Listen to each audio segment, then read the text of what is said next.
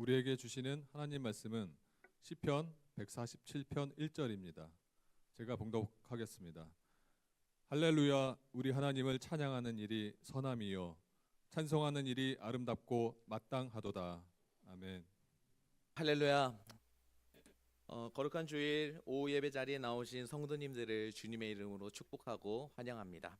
특히 오늘 헌신을 다짐하며 하나님 앞에 선 음악위원회 여러분, 여러분의 헌신이 하늘 보좌를 움직이는 향기로운 제물이 되기를 주님의 이름으로 소망합니다. 존경하는 성도 여러분, 여러분의 삶의 지혜와 연륜은 우리 교회의 든든한 기둥이며 아름다운 거울입니다. 오늘 우리는 우리의 삶에서 가장 고귀하고 아름다운 행위, 바로 찬양에 대해서 함께 묵상하고자 합니다. 교회 안에는 수많은 위원회가 있고 각자의 귀한 사명이 있지만 음악위원회는 단순히 예배의 한 순서를 담당하거나 소리를 매끄럽게 만들어내는 조직이 아닙니다. 여러분은 보이지 않는 하나님과 보이는 성도들의 마음을 잇는 영적인 가교의 역할을 해야 한다는 것을 잊지 마시기 바랍니다. 하늘의 언어인 찬양을 통해 메마른 심령에 은혜의 담비를 내리게 하고 닫힌 마음의 문을 열어 하나님의 영광을 보게 하는 여러분은 참으로 거룩한 직분자입니다. 찬양은 단순히 곡조 있는 노래를 부르는 행위를 넘어 우리의 존재의 이유이자 그리고 하나님과의 가장 깊은 영적 교감입니다. 오늘 본문인 시편 147편은 우리에게 찬양이 왜 우리의 삶의 최우선순위가 되어야 하는지, 또 우리가 왜 평생토록 노래해야 하는지 명확하게 가르쳐주고 있습니다. 특히 이 시편의 배경을 깊이 들여다보면 우리가 드리는 이 찬양이 얼마나 우리의 삶 가운데 큰 에너지가 된다는 것을 새삼 깨닫게 될 것입니다. 먼저 이 시편이 쓰인 시대적 배경에 대해서 함께 살펴보고자 합니다.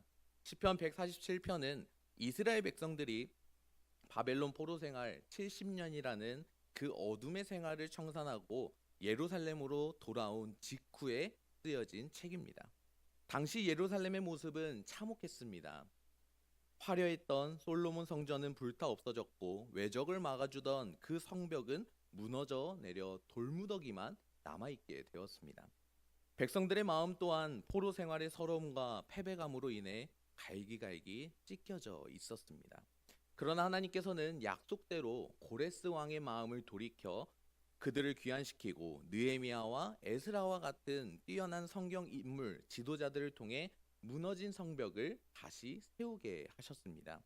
시편 147편 2절은 이렇게 고백합니다. 여호와께서 예루살렘을 세우시며 이스라엘의 흩어진 자들을 모으시며. 이들은 무너진 성벽을 재건하고 성문을 다시 달았을 때 삽과 망치를 내려놓고 가장 먼저 찬양을 드렸습니다. 왜 그랬을까요? 성벽을 쌓아 올린 것은 사람의 손이었지만 그 성벽에 생명을 불어넣고 그 성벽에 진정한 평안과 안전을 보장하시는 분은 하나님 한 분이라는 것을 깨달았기 때문입니다. 이스라엘 백성들이 찬양을 했다는 것은 절망의 자리에서 희망을 보게 하시는 하나님의 위대한 능력을 경험한 백성들의 당연한 반응이었습니다. 이처럼 찬양은 무너진 삶의 터전에서 다시 일어서는 첫 번째 신호탄이라고 할 수 있습니다. 여러분의 찬양이 바로 우리 교회의 무너진 영적 성벽을 재건하고 깨어진 마음을 치유하는 강력한 도구가 될 수 있다는 것을 믿으시기 바랍니다. 특별히 오늘 본문에는 찬양에 관해서 알고 본문 속 숨어있는 하나님의 음성을 듣기를 소망합니다. 첫째로 본문에서는요, 하나님을 찬양하는 일이 선하다고 선포하고 있습니다. 여기서 말하는 선함은 단순히 도덕적인 착함을 뜻하지 않습니다. 그것을 넘어 용도에 맞게 딱 맞는 상태라는 것입니다. 이 선함은 창세기 1장에서 하나님께서 세상을 만드시고 보시기에 좋았더라 라고 하셨을 때 그 좋은과 같은 단어입니다. 하나님께서는 빛, 궁창, 바다, 식물을 만드시고 좋았다라고 하신 이유는 그것이 하나님의 창조 목적과 그리고 설계도에 한치의 오차도 없이 정확하게 일치했기 때문에 하나님께서는 보시기에 좋았다라고 말씀하신 것입니다. 기계가 제작자의 설계대로 완벽하게 작동할 때 우리는 그것이 좋다라고 말합니다. 우리가 하나님을 찬양하는 것은 인간이 지어진 본연의 목적으로 돌아가는 행위입니다. 우리가 목소리를 높여 그분을 높일 때 하나님은 창조의 아침에 느끼셨던 그 기능적 완벽함과 존재의 목적 회복이 되는 것을 보며 다시금 보시기에 좋구나라고 기뻐하시는 것입니다. 그러면서 창세기 1장에 또 다른 의미가 있습니다. 그것은 하나님께서 만드신 세계를 객관적으로 평가하신 것이 아니라 당신의 작품과 맺으시는 인간적인 관계에서 오는 기쁨이라는 것입니다. 찬양은 피조물이 창조주 하나님께 드리는 최고의 반응입니다. 우리가 찬양할 때 하나님의 영광이 우리를 통해 반사되어 다시 하나님께 돌아갑니다. 이 영광의 순환이 일어날 때 하나님은 단순한 관찰자를 넘어 우리와 깊은 관계를 맺어가시는 분이라는 사실입니다. 인간이 하나님의 형상대로 지음을 받아 그분을 높여드릴 때 우리는 창조 목적에 부합하는 최상의 상태가 될 수 있다는 것입니다. 즉 찬양은 우리가 가장 인간다워지고 영적으로 건강해지는 순간입니다. 오늘 헌신을 결단하는 음악위원회의 사역은 교회의 분위기를 띄우는 수단이 아니라 하나님의 선하심을 선포하는 거룩한 행위를 말합니다. 하나님은 여러분의 고음이나 화려한 테크닉보다는 하나님을 향한 선한 중심을 먼저 바라보신다는 것입니다. 여기서 선함은 앞서 나누었던 창세기에서 보시기에 좋았더라라는 것과 같은 맥락입니다. 제가 청년 시절 때 2015년 때 동티모르로 단기 선교를 갔을 때 일입니다. 그 당시 동티모르라는 나라는 세계에서 가장 가난한 나라라고 꼽히는 나라였습니다. 그곳은 저녁이 되면 가로등이 없어서 너무 깜깜하고 도로는 당연히 비포장길, 돌무더기가 박혀있는 그런 길밖에 없었습니다.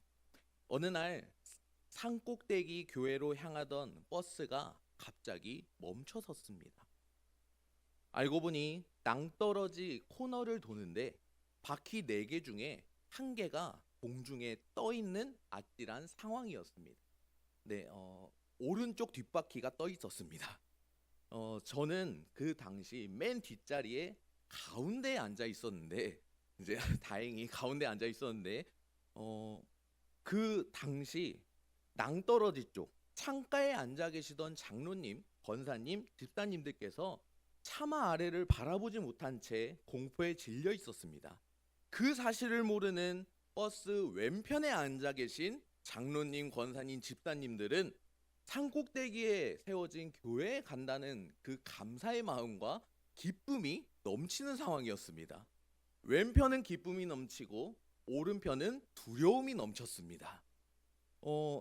저도 가운데 앉아서 아래를 봤는데 너무 높았습니다. 한번 보고 몸을 최대한 왼쪽으로 붙여서 무게중심이 조금이라도 제 몸무게가 조금이라도 도움이 되겠다 해서 왼쪽으로 붙어 앉아 있었습니다. 그 순간 낭떠러지를 한 번이라도 보셨던 그 오른편에 앉아 계셨던 분들이 갑자기 찬양을 하기 시작했습니다.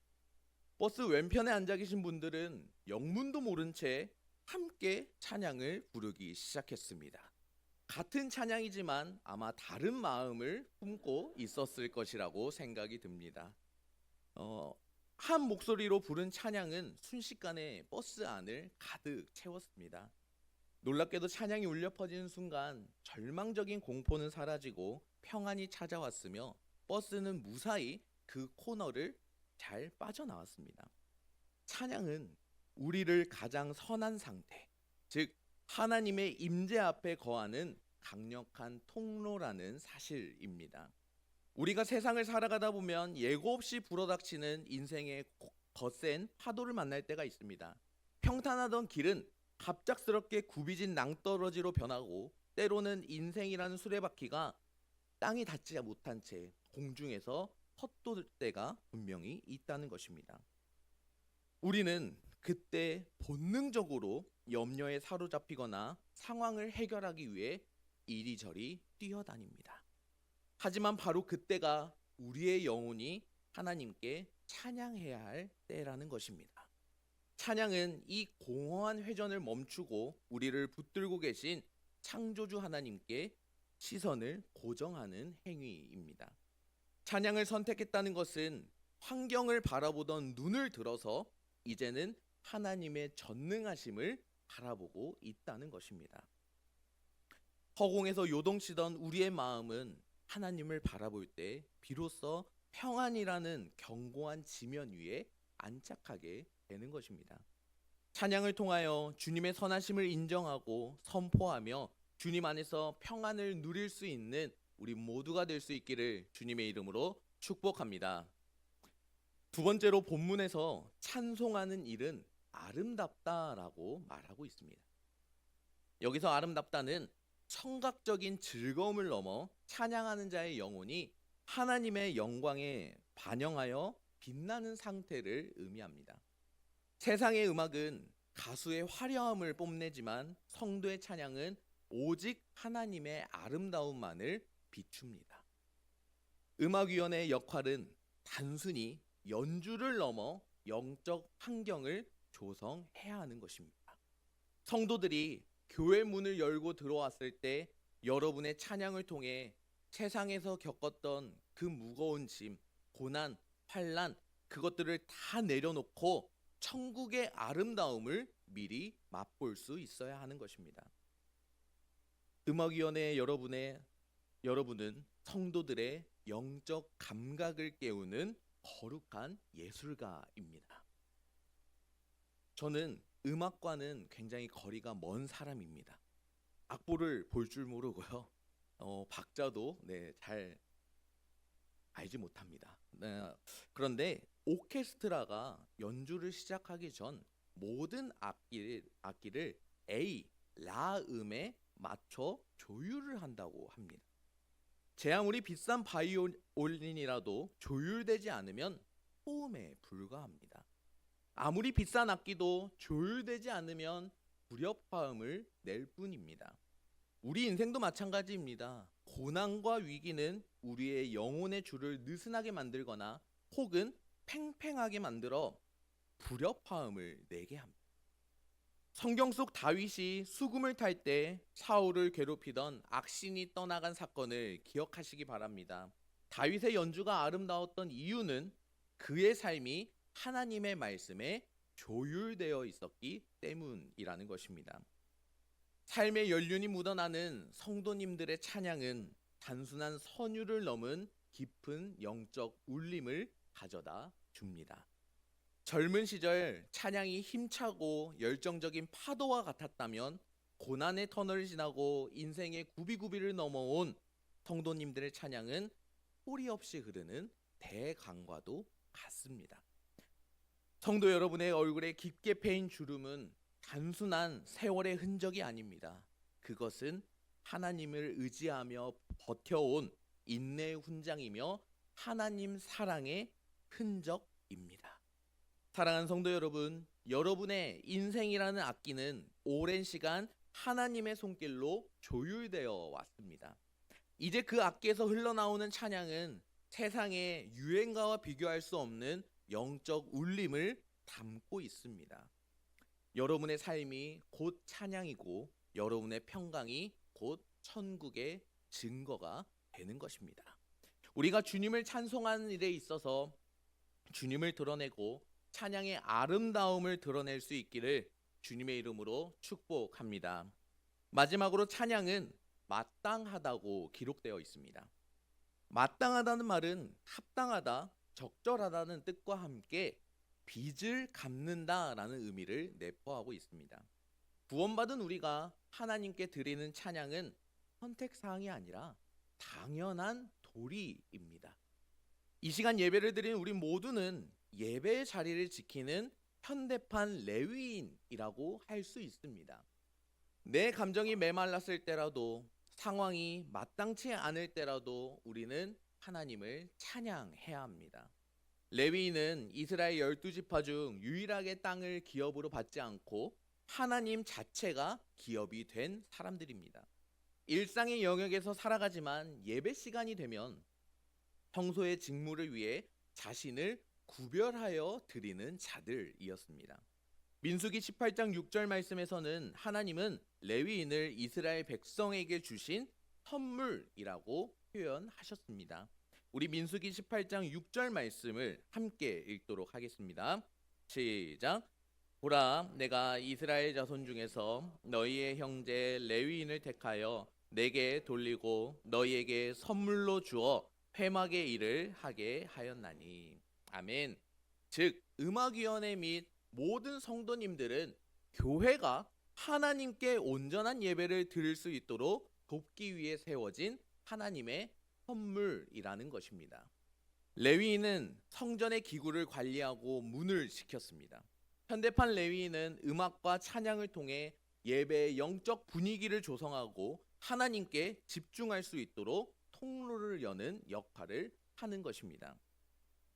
그렇다면 우리가 현대판 레위인으로서 갖추어야 할 것은 무엇이 있겠습니까? 첫째는 예배의 하드웨어와 소프트웨어를 준비하는 준비성을 가져야 하는 것입니다. 레위인은 성막을 옮기고 기구를 닦는 아주 세밀한 임무를 맡은 자들이었습니다. 이는 우리들이 단순한 연주를 넘어 악기 관리, 악보 준비, 음향 체크, 찬양 대원들의 영적 상태 점검 등 예배가 원활하게 흘러갈 수 있도록 모든 과정을 기도로 준비하는 것입니다. 우리가 먼저 주님 앞에 항상 찬양을 통해 준비된 마음과 자세로 나아가야 할 줄을 믿습니다. 둘째는 전문성을 넘어선 영적 숙련도를 가져야 하는 것입니다. 다윗은 찬양하는 레위인들을 세울 때 여호와 찬송하기를 배워 익숙한 자들을 뽑아서 세웠습니다. 음악적 기량을 연마하는 것뿐만 아니라 가사의 의미를 묵상하고 그 고백이 자신의 삶이 되게 하는 영적 숙련도를 갖추어야 한다는 것입니다. 찬양을 입술로 고백하는 일 너무 중요합니다. 그러나 그거보다 더 중요한 것은 내가 찬양의 가사대로 살고 있는가라는 그 물음입니다. 그리고 그 물음에 대한 대답은 오로지 하나님께 순종으로 답해드려야 하는 것입니다. 세 번째는 성도를 하나님께 있는 영적 가이드 역할을 가져야 한다는 것입니다. 레위인은 백성들이 가져온 제물을 제사장에게 전달하며 예배를 도왔습니다. 찬양팀이나 음악위원회는 무대의 주인공이 아니라 회중이 하나님을 만날 수 있도록 돕는 조력자 역할을 해야 하는 것입니다.